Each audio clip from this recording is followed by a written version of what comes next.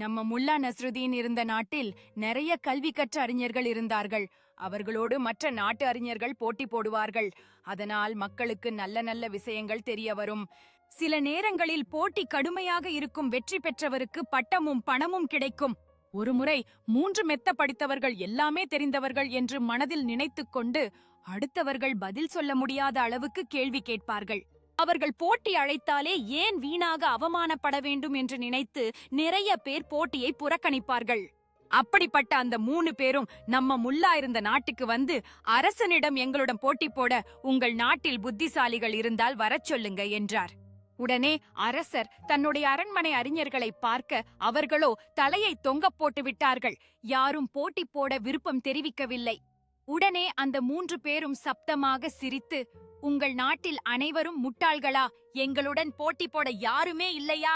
ஹா ஹா, அப்படியே போட்டி போட்டு எங்களை வென்றால் நாங்கள் இந்த நாட்டுக்கு அடிமை இல்லை.